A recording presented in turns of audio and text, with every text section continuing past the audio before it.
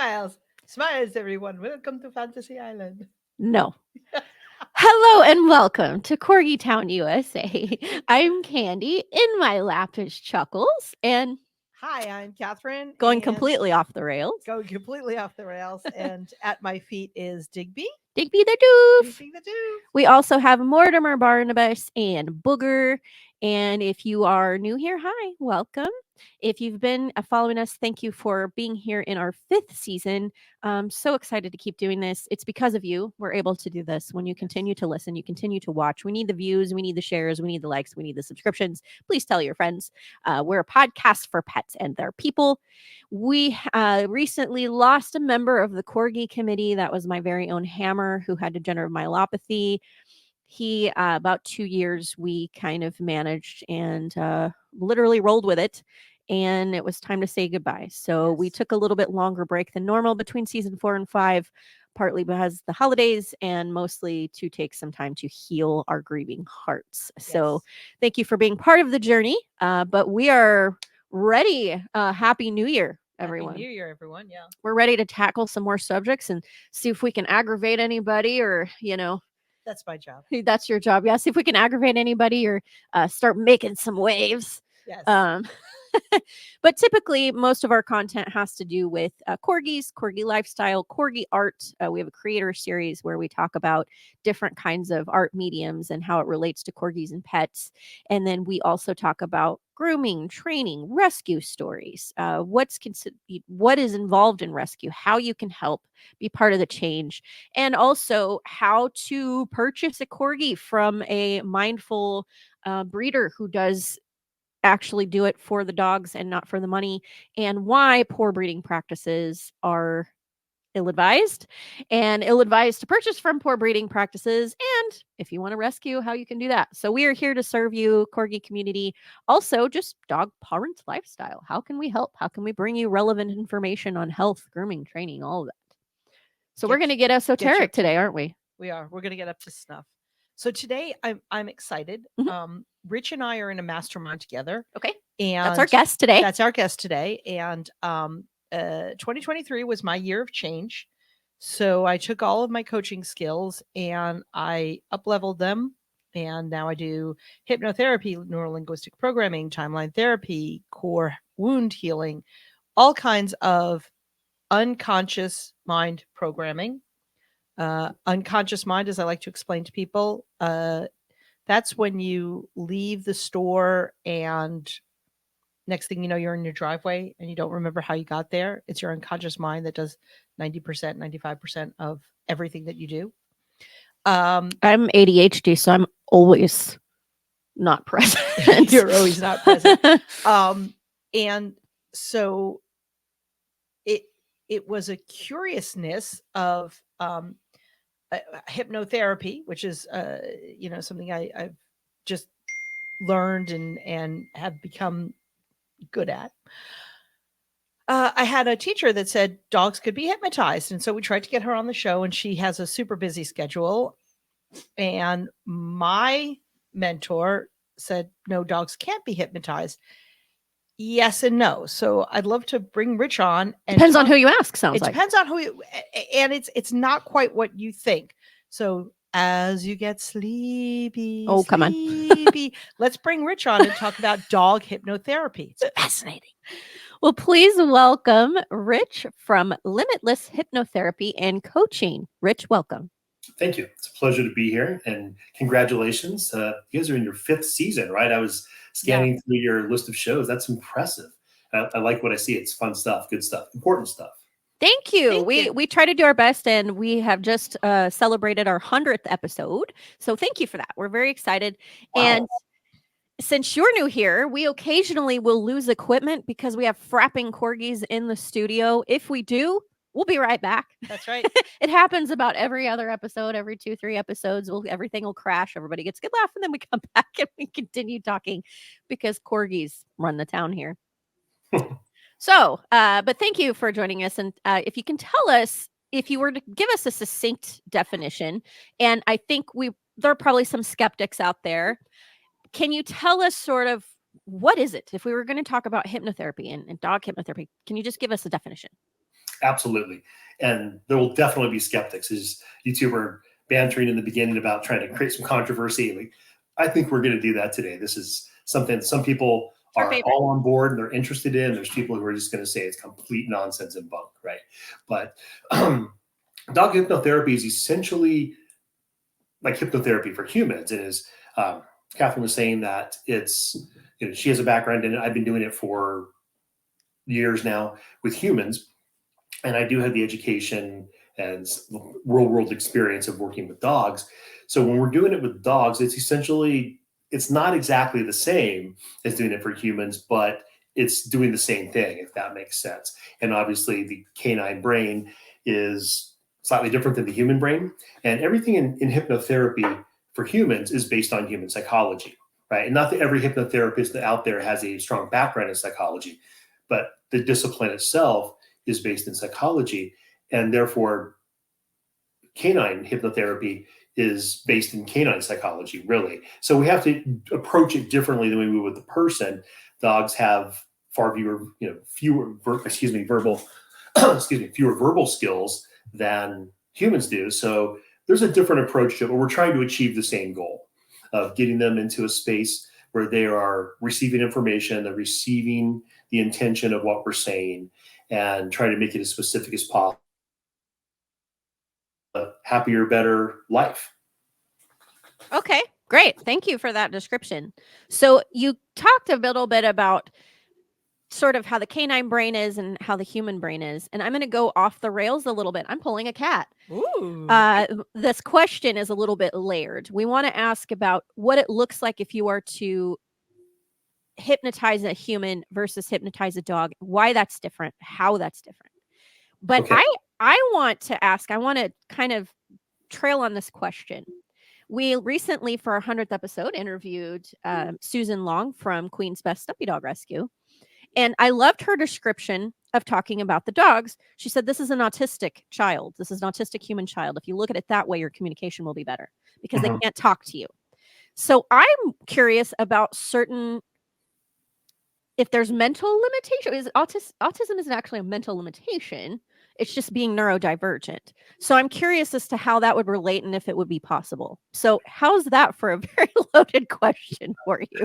That is incredibly loaded. We're starting with the controversy. I know. It up from minute one. That's a really interesting perspective. And as you were saying, I've never heard it put that way, but I agree with it. It's in line with how I see it, because when we measure intelligence in humans, right, there's certain aspects. There's the multiple types of intelligence we look at. Then we start comparing between species, between dogs and humans.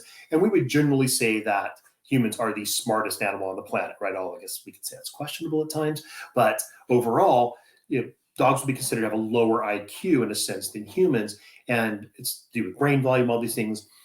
And a big part of that is they have a smaller prefrontal cortex, right? So they have less executive function, hence the less verbal skills, things like that. And that's one thing is I've worked with a lot of dogs over the years, starting with my dogs when I had some dogs that came from shelters that were troubled, and I grew up around animals a lot, and was fortunate to see some really good examples of a few people who are really good at working with animals.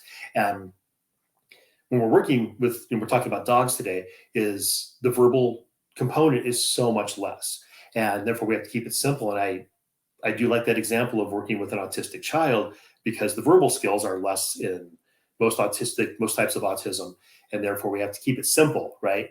And I know this from having a child in my life who has Asperger's syndrome, and they're high functioning, but still on the spectrum. Right. And I've worked with a few other children that were. So it's a matter of just keeping it simple. And from the canine psychology side, I'll be out for a walk, whatever. And I love seeing how many people walk their dogs, but we see it all the time where people are just talking to their dogs like they're a human. Like, why are you doing that? Come back over here. Why do you always go over there? And I'm great with talking to our dogs. We should, but expecting them to understand that, or acting as if they should. And that's just obviously not how dogs work. So the idea of when I'm doing training, and not that I put myself out there as a professional dog trainer, but when I'm working with dogs or training my dogs or working with friends' dogs, it's that idea of the simple phrases, the simple commands and things like that for the verbal aspect. And therefore for the hypnosis side with animals, I say when we're working with a human, we can use more words, right? As we kind of keep circling around, but expanding on that now, that because for a human to be in hypnosis, essentially it's a relaxed state, right? And that if I asked you both to close your eyes right now, and you did, within about 10 seconds, you'd be going into what we consider a hypnotic state, right? But if we remove all that visual stimulation, and you figure there's 12 million roughly receptors in the human brain for sensory input, and about 10 million of those are dedicated to sight, which is why hypnosis often happens with eyes closed. And once we remove that stimulus, the brain has a lot more play around room, as it were. And essentially hypnosis happens in what we call the right brain. And I know Amy's going to probably debate every word of this with me because she's her PhD in neuroscience, but I'm trying to, keep the conversation simple, but it's happening through our right brain and getting to our subconscious. So with dogs, the biggest piece is get them to relax, be in a safe environment and feel comfortable and relaxed. And dogs are so sensitive to energy, right? To input, to really energy, and like their ability to pick up on things almost seems supernatural to us. That's about 80% of your training success there. I'm a trainer, I'm a behavioral trainer. And when I hear that, get them to a relaxed state, if you get your dog to that relaxed state, that's your biggest challenge to begin with. You're going to have a lot more success. Absolutely. 100% agree.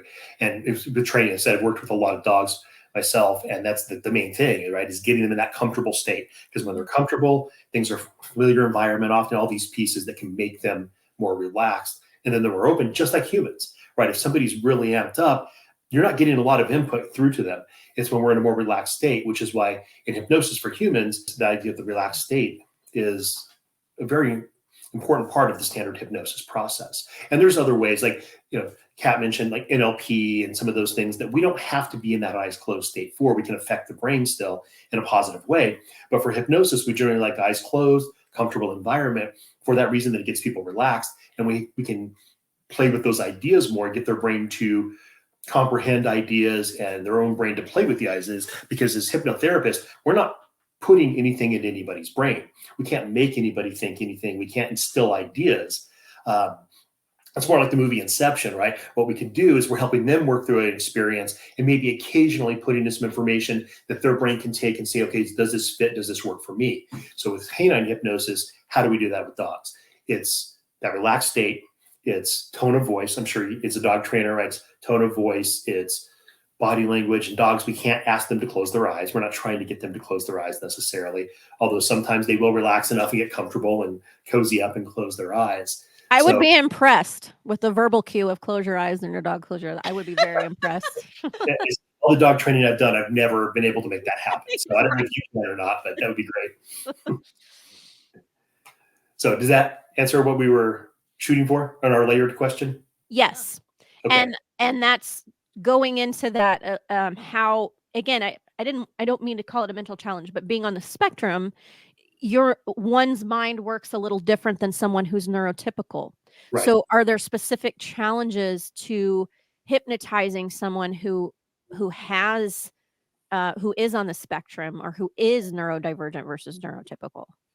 There can be. It really depends, because that is such a spectrum. It truly is, right? Mm-hmm. From the whole range of things. Like the one person in my life with Asperger's syndrome is very high functioning, right? They can respond to words and things. Their processing is a little bit different, where there's people who obviously on that spectrum who process very differently. So it really depends on the individual. When we say, if we're talking about an individual on the spectrum, depends what their individual skills are, what their capabilities are. Their willingness is always at the core of all of it, because again, we can't make anything happen as hypnotherapists. Right. So their willingness, their desire to be there, verbal processing. I've known some hypnotherapists who've worked with people on the spectrum very successfully. There's some that almost can't be hypnotized because their brain just is, too on, as it were, and they can't shut it down. Mm-hmm. The one in my life I've done some work with very successfully, I think. But again, that's more high functioning Asperger's syndrome than anything else. So it really depends on the individual. Yeah, that it's interesting to me, because I think there could be a whole science with that, like how someone's mind works and how they're going to receive that information to be put in a state. Because with my ADHD, I can hyper focus.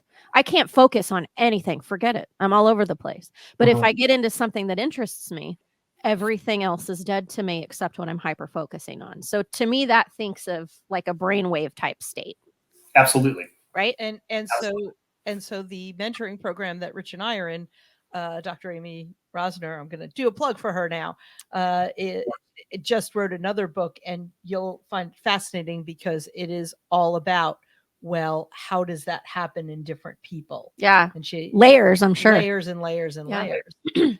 It's very individual. And like a lot of people who are artists or creative types tend to be able to, I found, go right in, like close your eyes and they'll, and they're in another world, basically another realm, where people who are more left brain, like engineers and stuff, it's a different type of hypnosis based on how your individual brain works. As you get better at hypnosis, begin the mastery of hypnosis. Does someone, are they more visual? Are they more auditory? Are they more kinesthetic, right? Are they more left-brained? Are they more right-brained? And through some of our intake conversations, when I've been doing an intake conversation with a client, or if I'm working with them over time, I'm always trying to discern these things. And it's the same with dogs in a sense, because as working with dogs, let's just say it. There's some dogs who are smarter than others. There are dogs who are incredibly smart. There's some who aren't very bright, right? And they have their own gifts and they're wonderful, they're lovable, but some dogs aren't the brightest tools in the shed. Depends on their breed. Are you working with a border collie who might be a little high strung, or are you working with a type of dog or breed that's more mellow and things like that? So with working with dogs, it's similar to working with people. It's very individualized, even though we're looking for the same common results. Right. And it kind of what you were talking about how IQ is measured. Yes. Makes me think maybe we're kind of missing the mark on that, like what a smart dog is, because if we're measuring it to how a person's mind works, that's actually not fair. It's a different species. But moreover, I think that it's important to note that there is a difference between intelligence, smart, and trainability. Absolutely. I agree. Those aren't all the same thing. Yeah. A smart dog might pick up on things quickly and be resourceful. A trainable dog is going to be open and receptive. Exactly. And that has nothing to do with intelligence, right? Yeah. And just like people, I'd say there's so many similarities between, even those different in many ways, there's those similarities. There's people who are very smart that, are almost uncoachable. You can't tell them anything. You can't get anything, ideas through. There's people who might technically score a little bit lower on an IQ test, than the other person, and have much better success in life because they're willing to learn and adopt new ideas. So, every animal, every creature is an individual in a sense, right? So like savants, they can, can do an entire differential equation in 30 seconds and have the right answer, but they can't care for themselves. That kind of thing. Yeah. Very good example. So why do I want to hypnotize my dog? Except for the fact that it'd be fun for me. Why do I want to hypnotize my dog? How Machiavellian of you, Kat. I know, right? Am I teaching him new tricks? Am I? What are the reasons? Behave? What are the reasons we would want to do that? The reasons we want to work with our dog with hypnotherapy, for example, is obviously with dogs, we don't need them to quit smoking. Losing weight is easy. We can reduce the amount of food that we control their food, generally, things like that. It doesn't really work for new tricks, right? A good trainer is better at that with some very proven training methods for tricks. Most dogs obviously are capable of picking up tricks. They're smart. Most dogs are trainable, and that works very well. Hypnotherapy and other forms of dog therapy, because I'm aware of and have practiced a couple of others as well, are really for the same thing we use with people in regards to usually overcoming some sort of trauma. And a lot of times these will be behavioral, people are identifying as behavioral issues, but it's behavior as the result of a traumatic experience. Okay. And it's a lot of the things like fear, aggression. It's the dogs who have a lot of anxiety, the dogs who may have depression, right? And it's hard for people to see these things in their dogs sometimes because they're not aware of how dogs are supposed to behave, and dogs being individuals, right? Some are more energetic, some are less. But a lot of the same behaviors we see and the emotional states we see in humans, we're going to see in dogs. And that's where dog hypnotherapy can really come in handy. But also, I'll tell you a quick story. And this is one I saw secondhand. I wasn't there, but I fully trust the source. So I wouldn't be telling the story on your podcast. It was years ago. I had a dog who had a lot of fear aggression, came from a shelter, great dog, loved the family. We had real problems with it though. And I didn't know nearly as much about working with dogs at the time. So I was struggling with it. And also this dog was in the skate park. It's flat out Houdini. Like I could not keep this dog contained in the backyard. Like I had to be out there with them. Husky? Gone. Husky? No, it was from the shelter. It was some German Shepherd mix of some sort. Almost like a German Shepherd, maybe Golden Retriever mix. Visually, I never did the DNA testing back in those days or anything. But yeah, super smart and could jump a 7-foot wall standing still. Just like launch over it. It was crazy. But I was reaching out to some people trying to get ideas on how to resolve this. And it turns out there was a friend of mine whose mom was a psychologist. She was a human psychologist. And she had inherited a dog from a friend who had similar issues. The dog was a flight risk, right? And would always take off. But this dog was a car chaser, right? Which is obviously very dangerous and scary because the dog's going to get hit eventually. And so my friend had seen her mom working with this dog, but just talking to it, right? Just coming and saying, hey, I can't have you jumping fences because it's really dangerous out there. And I don't want you to get hurt. And over the course of talking to it for a few days, this dog stopped jumping the fence. And like no training, like no barriers of any sort. The dog just was like, okay, cool. And stop chasing cars too. Stop trying to be a flight risk, because this dog would also run up the door, not just jump the fence. Every chance this dog got, it would bolt and go chase cars. That's what this dog was obsessed with, and got it to stop. And again, I trust my friend 100% to be reflecting this story accurately as well as it being true. And that's the first time I was like, wow. And I had an uncle. I grew up personally on a ranch, and had an uncle who was really good at working with livestock, with primarily horses, and they had some dogs around the ranch, and would talk to them in the same manner. And that was my first indication that maybe we can communicate with animals more directly. And even though they're using words, it wasn't just the words, it was the intention and the energy and the focus they were putting into the animal. But I've seen amazing things done with horses and dogs in those environments from people who have no real training background or any sort of education in it. So, wow. Yeah. That was another.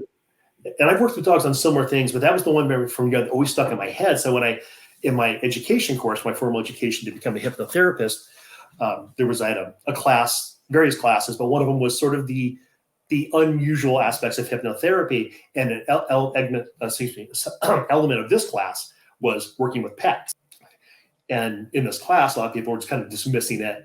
But I'm like, I've seen some things in my life that make me wonder if it believe that we can get things across to animals like that. And so picking up some techniques and some things to do in this class, and then having used it, that it's pretty amazing what I've seen some things do. Some friends of mine who are practitioners also do in this regard, working with animals.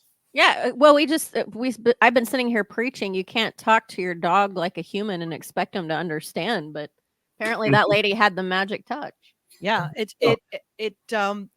As you were telling the story, it reminds me of Dr. Temple Grandin, who works with mostly livestock, right? And she has developed all kinds of ways of communicating with the animals to calm them down, to get them to do certain things. So I guess it is possible. Well, my first Corgi was like that. That was Lilo. Lilo. I never had to train him to do anything. Here, buddy, we're going to do this. And he would just do it. And I'm like, wow, you're incredibly intelligent. I'd have a different understanding of it now, but yeah, crazy. And as I was saying earlier, I agree. Like I see people just talking to their dogs. It drives me crazy because the dog's doesn't get it. And then the person gets more frustrated, right? The more ramped up they get, the less responsive the dog is going to be and such. But these people talking, that's the point I was going for, is the way they were talking to the dog. Even though they were using words, it was the energy, right? It was I'm going to use the word intention a lot when we actually, as we get into talking about dog hypnosis, because dogs are so capable of picking up on those things. So it wasn't just using words and the dogs understood. It was all these kind of subtle elements that delivery, and these subtle elements that allowed the dog to pick it up and what they were throwing down and like, yeah, I'm in. Yeah. So. Delivery makes sense. I mean, I can't tell you how many times, and I'm sure you can attest to this, that I have clients that'll come in and they'll say, my dog is so neurotic, or they won't pay attention and they're bouncing all over. And I have a conversation with the owner and go, would you like to know where they learned that? Yeah. Exactly. I think again, I always compare dogs to little human babies and their parents. My kid is so neurotic. Guess what, Mom? So are you. My dog is so neurotic. Guess what, Dad? So are you. Yeah. Absolutely. And I think an important part, we're talking about hypnosis today and similar things, but with dogs and similar to babies, like you were saying in Candy, like you were talking about, guess where they got that from? A dog's home environment is so important, obviously their primary environment and what they're exposed to, because if they don't have that, I've had people ask me about working with their dogs before, but their home environment was so chaotic. Of course, I'll try to help your dog. But if they don't have that safe, consistent, stable environment at home, just like a child, that the occasional hypnosis or the occasional intervention isn't going to change that. So I always tell people when we're talking about dogs and behavior in general is that it all starts with the home environment, that consistent, stable, safe environment that they have, and having structure, right? And the basic things like, exercise, discipline, affection, as Cesar Millan would say, and in that order. And all those things are so important to give that dog a sense of stability and structure, which kids need as well. And so, Kath, that's what you're comparing it to a kid was spot on. And I've heard it say, compared, and yes, it's not a direct comparison when we're talking about the human brain and the canine brain, but essentially, generally speaking, say like a really smart border collie has the IQ of like a 3-year-old, right? And oftentimes they're making that comparison to dogs based on the age of children. And so the example of raising a child is spot on. Yeah. Well, yeah. And if you think of them as toddlers, Right. you will probably be more effective in your communication. And those are things you have to understand. I tell everyone, what motivates your dog? You have to understand what motivates them. They're going to be more willing to be a partner with you in the activities if you know what motivates them. And, getting to that bonding place to where you understand what that communication looks like. Because to your point, each dog is different. Yes. And even corgis having certain proclivities. My Mortimer, I call him Papi Chulo because he's so laid back. He wants to chill. Like he likes to play and he'll get excited. But most of the time he's content just to, if you sit down, he is going to, I think he would slice you open, crawl inside you like a tauntaun if he had the choice. But he will, it's suffo snuggles, right? Like he'll just suffocate you. It doesn't matter if he's puncturing an organ. As long as he is touching your body, he is content. However, my Chuckles thinks he's head of security and he needs a job. Very high work drive.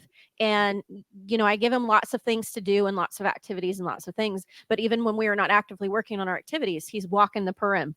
Yep. What's going on over here? You good? Something happens. He's got to be a part of it. Right. So knowing those things about your dog and what motivates them, I think is part of that communication process. Absolutely. And just like people as well, right? Just like people, that we have to know what motivates them. It's animal, breed, personality, things like that. If you're really trying to get a scope of really trying to be an effective pet owner and have this great relationship and rapport with your dog. You were talking about your dog's personalities. The last 2 dogs that I had 2 at the same time in my life, they're both Catahoulas. One was a larger male, about 75, 80 pounds. The other one was a female. One came from more of a shelter. The other one came from a rescue. The younger, the female. But it's very different personalities. And we'd go to the dog park, and the male, he was like the sheriff. Right. He was like always just breaking up fights, because that's a dog park, they'll get tussling. Right. And every time they'd start to get kind of chippy and you hear the energy level go to start aggressive, he would go and just put himself in between them and be like, hey, everybody cool? Fun police. Fun police. Well, he didn't mind if you're having fun, but if it started, that's the thing is, if it started to get aggressive, if the energy started ramping up, then he'd go get right in the middle. And it was but he wouldn't fight. He wasn't looking to be like the toughest dog. He's just to be like, hey, everybody cool. Well, the other one, conflict resolution dog, right? Negotiator dog. And but the other one, who came from a very different environment, and her personality, she was very institutionalized. She was very edgy, very almost like a child that came out of like an institutional, been institutionalized for a while. And she was like the hyper paranoid one, like, everything was a threat. Get back. She'd go to the dog park and she's fine until somebody took her ball. Then it was like they took her apple in prison or something, right? And then it was on. And so it was, but I, was able to work with both of those. The first one, the older one, actually wound up being the conflict resolver. He was a lover. He was a little more edgy when he came from the shelter, and working with him got him to where he was just so mellow. Like I said, you couldn't ramp that dog up to a fight. He would have protected the family, I'm sure, if needed in that instance. But other dogs would chipping at him. He'd be like, man, it's cool, man. Namaste. Have a nice day. And then the other one, over time, it took a little longer, but working with her, she's actually, ones we heard barking earlier, she is so mellow now that she's become the one that, like you said, the Tauntaun example, she would just crawl inside you if she could. Mm-hmm. So we can change our dog's behavior, even those type of behaviors, if we do the right things. Absolutely. So the hypnosis then is Yeah. used for trauma, much as you and I use hypnosis on our human clients, Mhm. for trauma and trauma reversal and getting the mind to think differently. In the case of humans, how does that work in dogs? How many sessions are needed?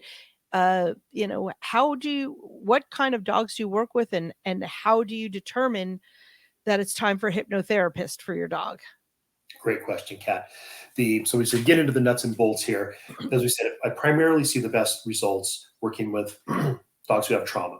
And trauma in dogs, I find, comes from three major areas, right? So abuse, neglect, or a traumatic incident, being hit by a car, attacked by another dog, whatever the case may be.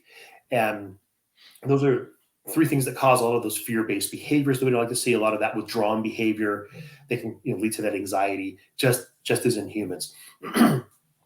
So as we're working with them, the main thing to do is when I'm working with the dog, to give you an example of how it goes, is getting them relaxed. So getting familiar with the dog, first of all, getting to know them, building that rapport, just like with the human, right? And obviously it's a little bit different. As people who work with dogs, we know how to interact with dogs, developing that rapport with them. If they're really skittish, or if they're really withdrawn, what I prefer like to do is spend a fair amount of time with them. Maybe the first session is me just getting to know the dog and them getting comfortable with me and spending some time with them. I'll always do that to some extent, even if the dog and I'm one of those people, dogs and kids love me, right? And I love dogs too. Kids, not so much, but it's nonetheless, but they're always going to be on my lap, drawn to me all over the place. I'll be on hikes and dogs will come up to me, pet me, and their owners will be like, wow, that dog doesn't like anybody. I was kind of concerned because they had him off lead. They ran up to you and stuff. I'm like, nah, cool, right? And one of the best compliments I ever got in my life was from a lady was hiking in Washington, and young woman, her dog ran up to me. She's like, okay, well, he seems to like you. He's like, you must have really great chi. I was like, oh, thank you. That's wonderful. So building that rapport usually happens pretty quickly for me. I'm gonna be able to get them into that relaxed state and then really get them calm, get them comfortable, and beginning to feel safe in my presence, and all the ways that we would do that as trainers or people who work with dogs. And then it's really about, obviously I've talked to the owner. I know as much about the issue as I can. And sometimes the owners don't know what the issue is, especially if the dogs come from a shelter or a rescue situation. Right. And we don't know what caused it. So safety is at the core of it, right? Just like with the human brain. So it's getting them to feel safe. And whether it's a behavioral issue like the jumping the fence, something like that, what I really focus on is holding the intention in my mind of what it is we're working on and what the resolution would be. Where with a human client, Cat, we'd be talking through that with them. Right. Where with a dog, I will be talking to them because they can find that soothing, and most dogs like people. So but I'm not focusing on what I'm saying so much as the intention and energy of what I'm saying. I know this is where it's going to start losing some people and create that controversy, but dogs pick it up. We know that as dog people. And that's really the core of, I think, like the psychologist that I was referring to who got her dog jumping the fence, it wasn't saying don't jump the fence. It was the intention that she was holding and that calm energy she was presenting as she's done it, as she was doing it. And my uncle talking to horses and dogs and even goats and things. I wouldn't call him an animal whisperer because he didn't whisper, but he was an animal talker, and he would just get him to do whatever he wanted. And he was a great example for me. But talking to him about it, as much as we know, and if I don't know what happened, it's really expressing that element of safety, that you are safe, if they are, and assuming they are. Most people who have you work with their dog have a safe environment, right? It's the people who create unsafe environments aren't doing things like this. So, remind them they're in a safe environment, but holding intentions, holding pictures, holding emotions, because dogs pick up on our emotional states so deep, so quickly, right? And knowing people and having talked to people who do animal mediumship, right, which I'm not claiming to do in any way, shape, or form. Right. I think I'm very intuitive, and I can get in tune with dogs and animals and people very quickly. But people who do animal mediumship say the same thing, only they have a much clearer picture. Okay. And they're talking about, the dogs for feeling our emotions. The dogs are literally feeling our emotions. Dogs have more pictures in their mind and things like that. So what I'm doing is I'm trying to hold the imagery in my mind. Oh, Or okay. working on holding whatever imagery is going to fit this situation best. I'm working on holding the emotion and the feelings I want to impart to this dog and allow them to pick up on. Right. Wow.